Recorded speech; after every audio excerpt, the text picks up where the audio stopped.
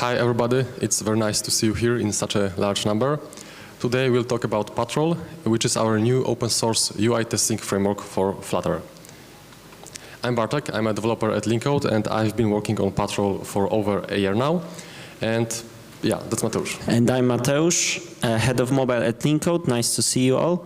And in Patrol, I'm a technical product owner since day one of the project. And you can find me at this Twitter handle. So the first question I got for you is, who heard of Patrol? Heard of. Okay, nice. And who used Patrol at least once? Tried or just used Patrol CLI? Okay, nice. So for those who used it, we have Max and rewards in our booth, Linkcode booth, number 7. So you can come right after the talk and claim your reward for Patrol users. And who didn't use it, I hope that after this talk you will try to use it. So the agenda and our idea for this talk is to talk about the problem we approached with end-to-end Flutter UI testing. Then we will explore existing solutions and we will say how and why we ended up developing our own solution, which is Patrol. Yeah, so what's the problem? Why are we even here? Because before we can talk about any solution, we need to understand the problem first very well. And the problem is basically that we realized that there's no good enough UI testing framework for Flutter in the market. And we came to that conclusion after researching the already available tools that are in the market. And we found that they have really severe problems. And they don't work well for Flutter at production scale. So what are these problems? Let's take a look. And we found two problems. The first problem, and that's the most annoying, the worst problem, is the inability to interact with native UI. And the second one, a bit less important but still annoying, is that test code that we write in our tests is too verbose. So let's say that you're writing an end-to-end UI integration test in your Flutter app and it works well. You are doing taps, enter text, scrolling, and it's all nice until that guy appears, the native permission request dialog. And it's a very sad moment when that happens because it's effectively the end of your test. You cannot dismiss that dialog, you cannot accept it, you cannot interact with it in any way. And that dialog is the most glaring example of Flutter, of native UI blocking Flutter UI and making your test impossible to progress, but there are more. So another very common case is a web view, right? Almost every app has a web view at some point. And the problem with web view is that from Flutter's perspective, it's a platform view and its contents are completely opaque. So you cannot interact with them in any way again, and that's really bad, right? And also another common issue are authentication flows. For example, sign in with Apple, sign in with Google. They are using native UI, not Flutter UI, so you cannot interact with them in any way. And that's the first problem, the most painful one, but there's also the second one, which is verbose code. So the snippet that you see here, it's a simple sign-up test that enters text into some text fields, then checks some checkboxes and performs assertions afterwards. And the problem with this test is that it's really verbose.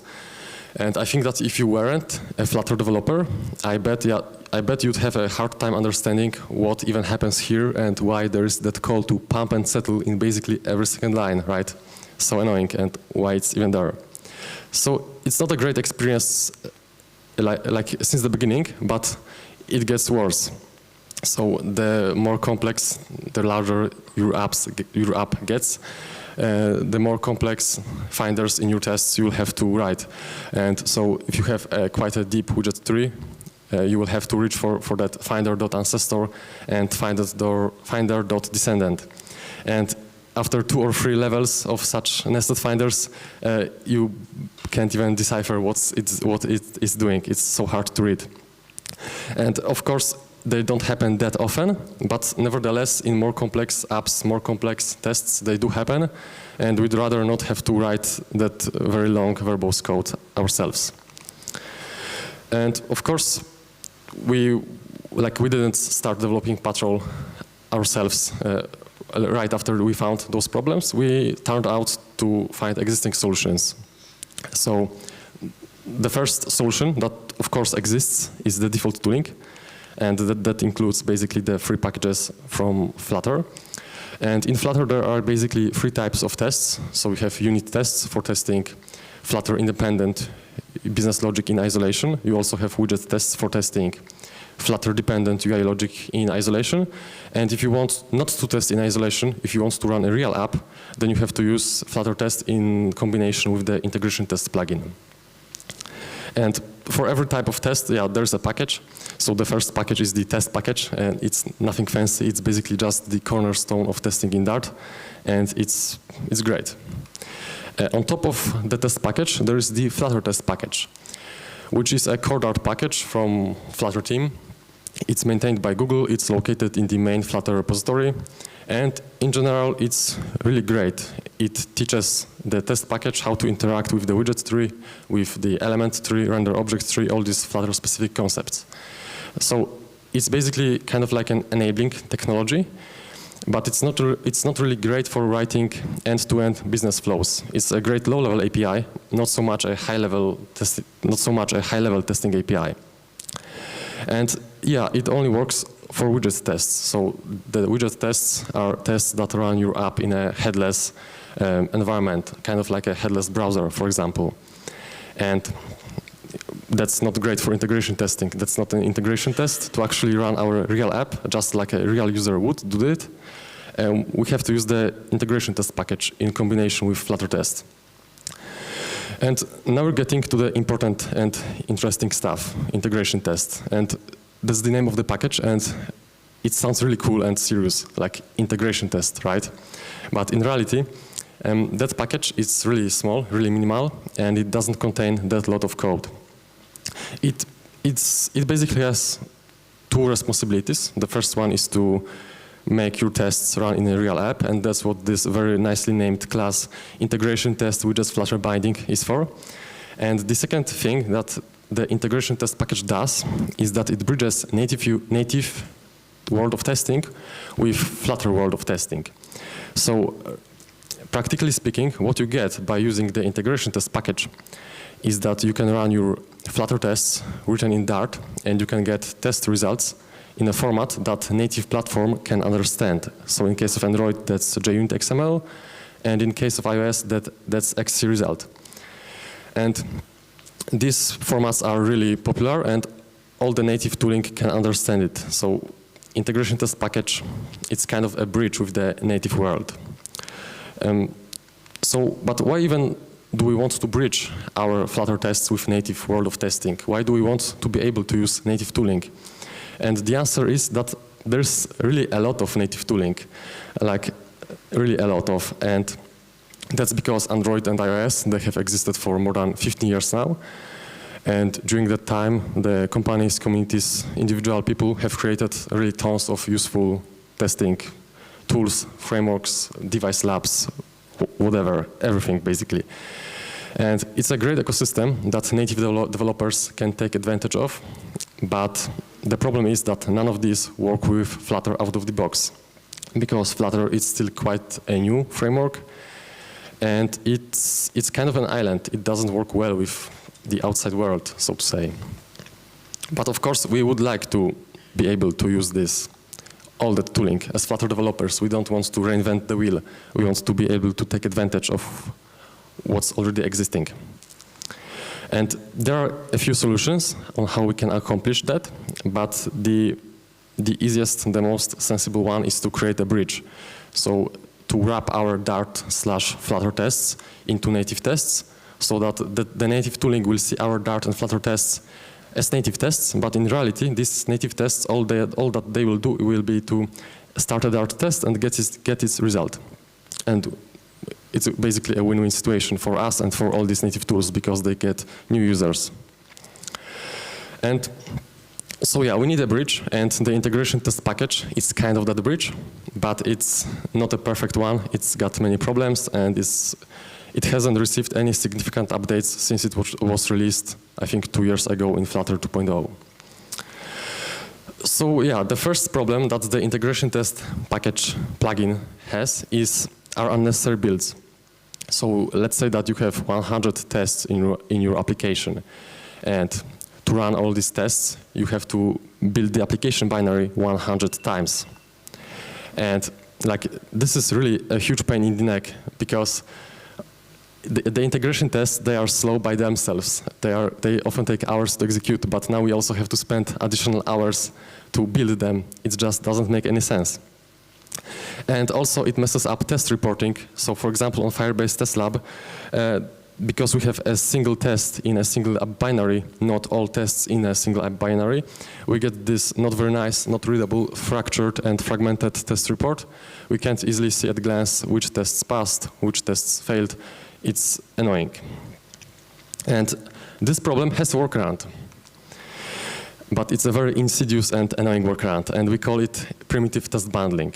So it's really primitive. What we do is we create a file called bundle test or something like that, and inside that file we import all the other tests. And it works great, thanks to us importing all the other tests and registering them in that graph. All those tests get compiled into the app binary at the build time. So we get all tests in a single app binary, and then we can upload that app binary easily to some Firebase Test Lab, for example. And the code looks elegant. It's a very simple solution. It also fixes that fractured, fragmented test reports, but it has a very significant flaw. And to find that flaw, let's explore what happens. What happens when a test fails and when a test crashes. So let's see what happens when a test fails. Here we have a few tests, so time flows from top to bottom. Let's say that alpha test is executed first, then Bravo test is executed, and in this case, Bravo test fails, maybe because some assertion failed. And well, nothing bad really happens at this point. We execute subsequent tests and we get a nice test report. So, okay, so far. But the problem is with the native crash. So let's say that this time Bravo test didn't fail, it crashed. So maybe that's because of some native exception being thrown in plugin native Java code, some null pointer exception or bad memory access in Objective-C code. And like, this is the problem with this approach, with this workaround, because all these tests, they run and their state lives in a single app process. So when we kill the process of the app, and that's effectively what a crash is, it calls exit.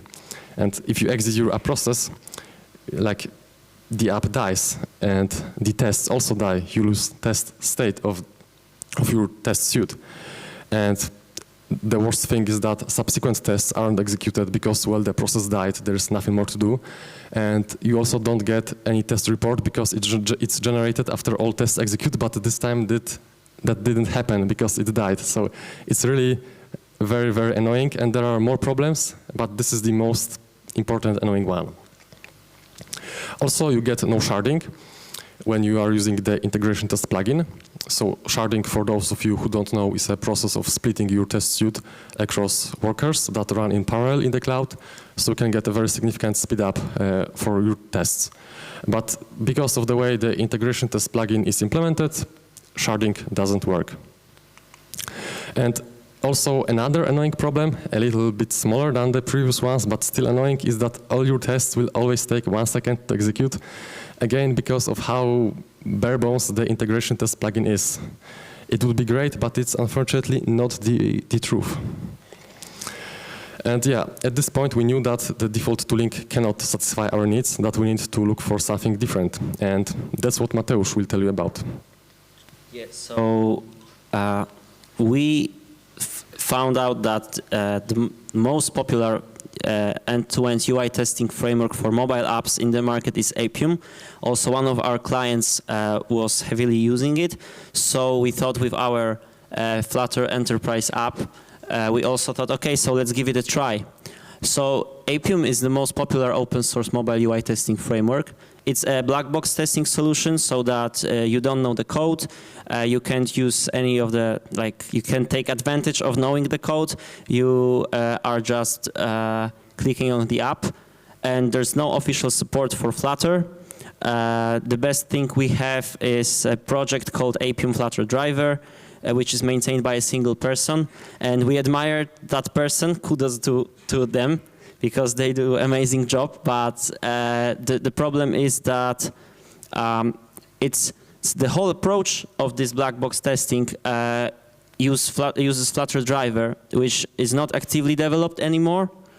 And since it's a black box approach, we can't take advantage of being a Flutter app and knowing the Flutter code base, so we can't wait for an animation to stop. We can only interact with the widget tree as long as Flutter Driver allows us to.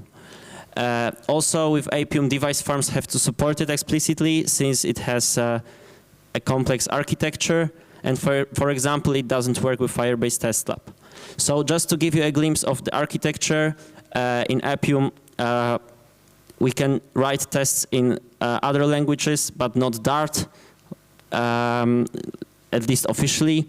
You have to run some Appium server. You have to have some networking enabled so that you can send requests to your server, and then the server communicates through so-called drivers, which can be native, as you can see at the screen, or Appium Flutter Driver to the device. So everything is really black box. So with Appium Flutter Driver, we have those issues that first thing is, since you don't have the code base and you are not in the Dart runtime, everything is weakly typed. So you have to just put strings anywhere and hope that it will work.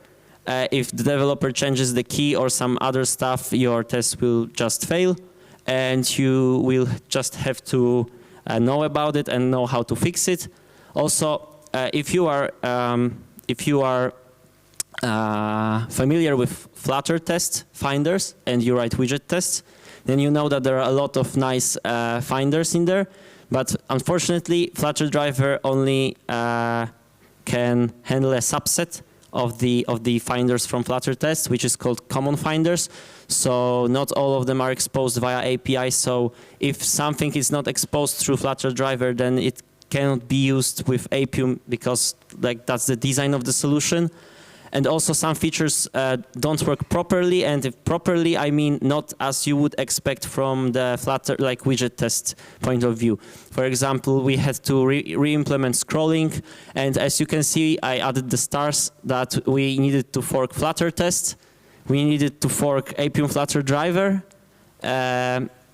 Also, you cannot find first because there are workarounds for that, but you can't just find first widget, or if there are multiple widgets and you want to just go through them, you will also get a crash, because it's just something that's unexpected from the Flutter Driver perspective, and your test fails.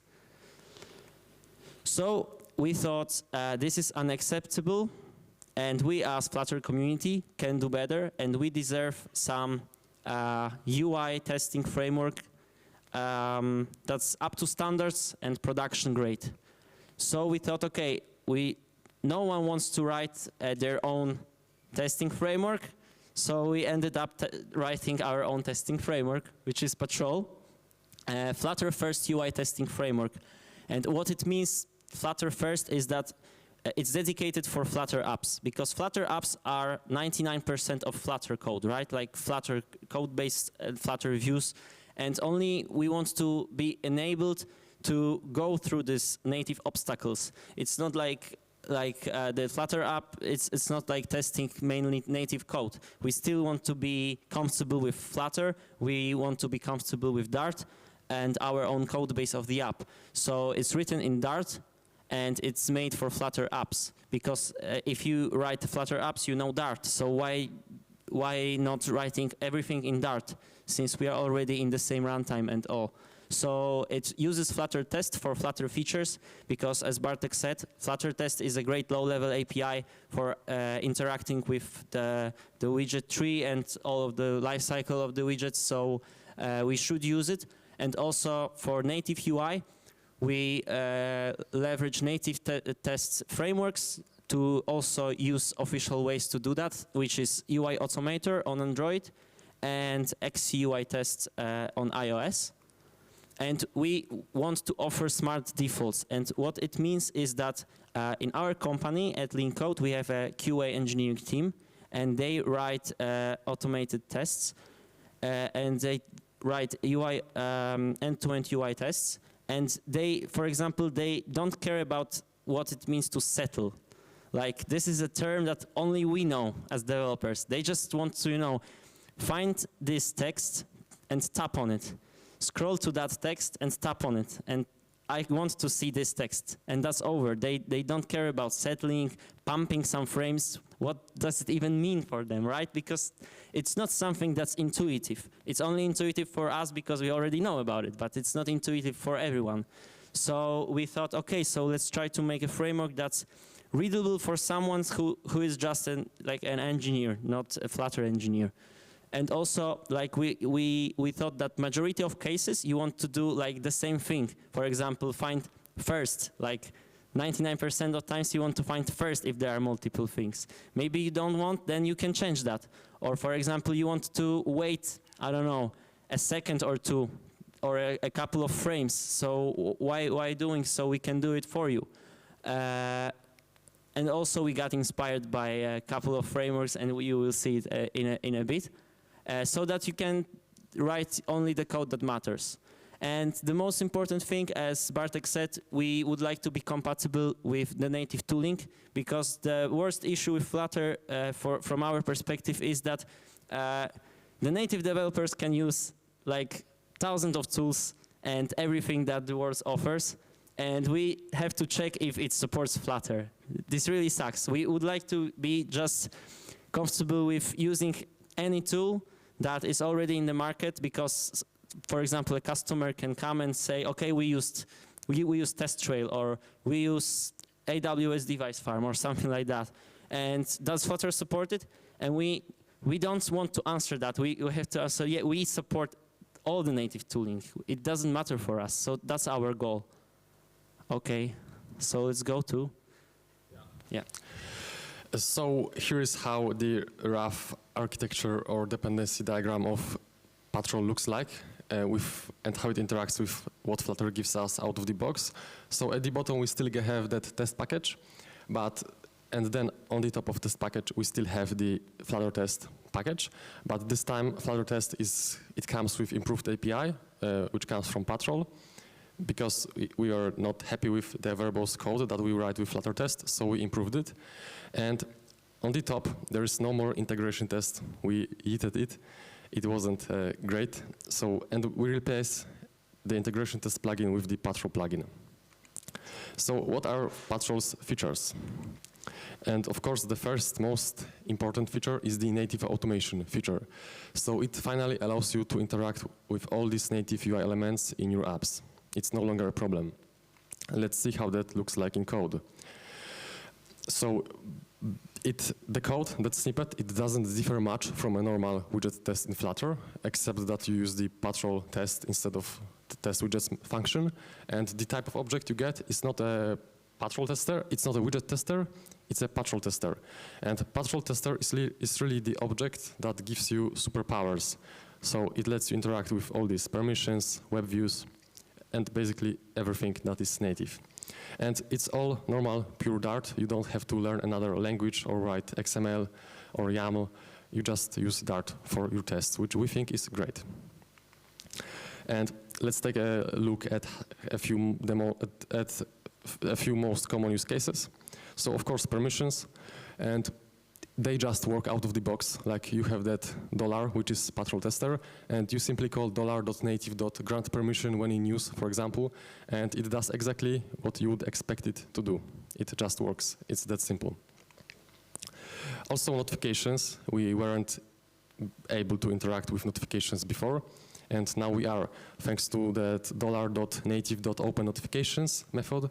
And then we can just slide down the notification shade and interact with notifications just like we interact with all other native UI. And then we can So if we tap on notification, we can go back to our app and assert that some state has changed in response to tap on that notification. So really, really cool. And another common feature is location permission. As you all know, the location permission dialog on the more modern Android and iOS versions, it's not a simple yes/no. It's you also can select the granularity of location data that you are giving to your app and when that app has access to your location data. So it's a slightly more involved, but because it's such a common feature, we package it in Patrol out of the box for you. So you can simply do that $native.select find location or select course location, and again it does exactly what you would expect it would do. And so after seeing this, I hope that you are probably thinking like, wow, this is awesome. Finally, I can interact with all that native stuff, and now I will automate everything. And that's certainly possible. Here you can see a test that creates contacts in a native contacts app on some Google Pixel emulator. And it's written fully in Dart in Patrol. And it works. But we are here to tell you that moderation is a virtue, and that you shouldn't maybe use our native automation feature all the time, because it introduces a dependency on the applications that you are testing. So that test, it might work in this particular contacts app on a Google Pixel emulator on vanilla Android, but it would most certainly fail on some Samsung phone, because that's just a whole different contacts app, right? And in general, depending on too much of code that is not yours is just a bad testing practice. So try to minimize that situations. So that was it for native automation. And now we're getting to custom finders. So we were also not happy with how verbose the test code is.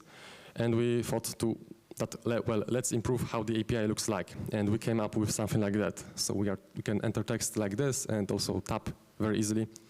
And we believe that this syntax, this API, is much easier to read, write, understand, and comprehend for people, especially for people who are not very intimate with Flutter and who are not like Flutter developers, very experienced developers. How our custom finders work under the hood is they basically, in simple non-nested cases like these ones, they map, it's basically a switch over the argument type. So they map to Flutter test finders like one to one. Can I ask one question? Sure. Maybe someone knows why we used a $sign. Yes, exactly. It was inspiration by the good old jQuery. We thought that we would like a function to just, find anything. Yeah. So, yeah. And apart from how much shorter our custom finders are, they also have a better behavior out of the box. So let's talk about that now. But before that, let's compare how much shorter and easier to read our custom finders are. So on the left, that's the same test. It's a simple sign up test that again enters some text in forms and stuff like that, nothing fancy. Very simple stuff, basically. But it took 23 lines, or basically even 24 in a Flutter test to write that test, and with Patrol, it's, I think, 9 lines. So huge size reduction, and I think we hope that it's much easier to read, write, and understand. And apart from how much shorter our custom finders are, they also have, we hope, better behavior out of the box. So in apps, you often download some data from the web, and that involves always a little waiting. So you have some loading indicator that is spinning. And it may be silly, but in Flutter test, by default, you don't have any function that would wait until a widget is visible. It just doesn't exist. And that's what this to-do comment is for. It's not that I forgot. It's just, if I were to implement that function here, it wouldn't fit the screen. And also you have to remember about pump and settle after you interact.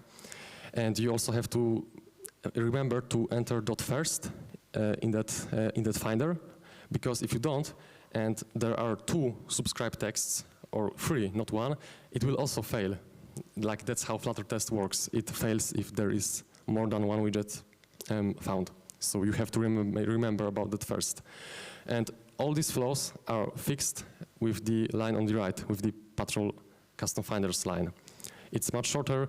It automatically waits until that subscribe button in a list view becomes visible. It handles pump and settling itself, and it looks cool. And yeah, as your size of your custom finders grows with default Flutter test, it becomes more and more ridiculous pretty fast. So you can easily reach that kind of free nested finders. And I'm not even trying to understand what happens here. It takes a good chunk of time to understand that. But the same thing can be expressed with patrol on the right in a single line. So here we are trying to tap on a widget with key learn more, and that widget has to be inside a list tile, widget with type list tile, and we want that list tile to also contain a widget with text activated. So it can be expressed in a single line, and yeah, that's great as well. And another great feature of our custom finders is that they don't replace what's already in Flutter test. Instead, they build on top of it. So if you want, you can easily access a widget tester like that, and you can also use default Flutter finders if you want, for whatever reason, maybe for migration or something like that. So you get access to all the native tools that already exists. I mean, all Flutter test tools that already exists, but you also can start using patrol. And in general, that's our philosophy, kind of, to not replace, but to extend. And also, I complained about how the integration test package isn't maybe the best plugin out of there. And I'm happy to say that Patrol is also an improved version of integration test plugin. So all these problems and that most important problem with many builds per test, it's solved in Patrol as well. And it's a very cool thing that we did. Basically, we also solved that isolation between tests problem. So now you can have all your tests in a single app binary, so you no longer spend hours and hours building them. You can you can build it just once, and then you can run all these tests in one invocation of testing. But all these tests run in isolation, and we achieved that by running our Flutter tests in a separate app process on each invocation. But all state of the test suite lives inside the instrumentation process, and that involved quite a lot of playing with native automation tooling like XUI test and UI Automator and Android Test Orchestrator. And unfortunately, I don't have enough time to talk about this right now, but I have written quite a lengthy article. It's available on the link code blog, so I invite you to check it out. And also sharding, it works out of the box with Patrol. Also test durations, they are fixed as well. And we also have hot restart, so you get that nice development experience that you are used to in Flutter. You can basically type Patrol develop, and then you type R, and your test restarts from the beginning. It's really cool, and it really speeds up the execution time. Yeah. Yeah, so let's talk about support.